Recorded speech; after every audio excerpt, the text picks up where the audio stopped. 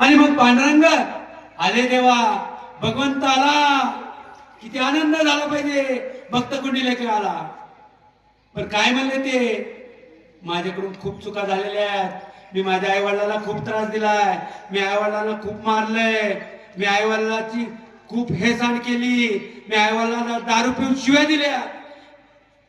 आज भी हा समाज हेच करतोय. तर मला या प्रवचनातून एकच सांगायचंय की तुम्ही आई वडिलांची सेवा करा. तुमच्या सगळ्या मनकामना पूर्ण झाल्या नाही तर लोखंडे महाराज म्हणू नका.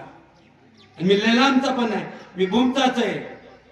माझं नगरपालिकेच्या दुकानमध्ये माझा लॉन्ड्रीचा व्यवसाय आहे, मी परीट आहे महाराज.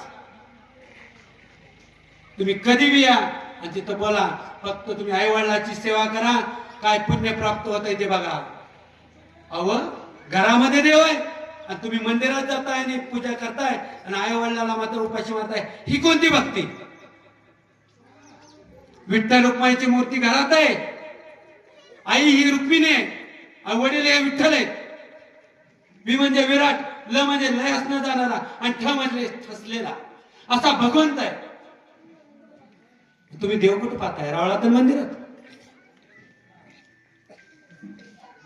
देव देवाऱ्यात नाही, नाही देव देवाऱ्यात. देव कुठे आहे?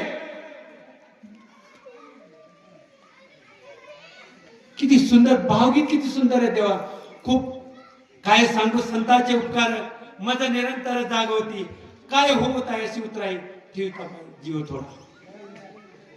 काय सांगता, मन भरून येत आहे देवा. हे माझ्या सद्गुरूची कृपा आहे. दास्त्या लायकीचा पण नाही देवा, आहे का त्याला लायकीचा?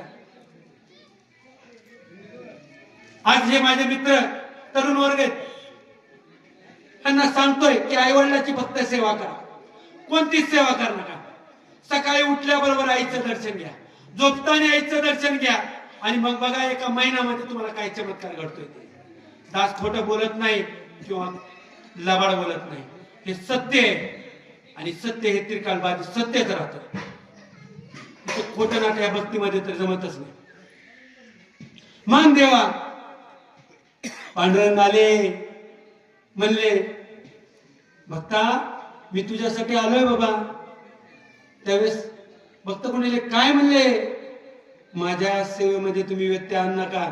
वीट घेतली आणि भिरकावली, युगे 28 विटेवर उभा. भक्तासाठी देव कुठं बी जाऊन येते, लक्षात घ्या. फक्त भाव तिथं देव आहे. कुठं जायची गरज नाही तुम्हाला, कुठंच नाही.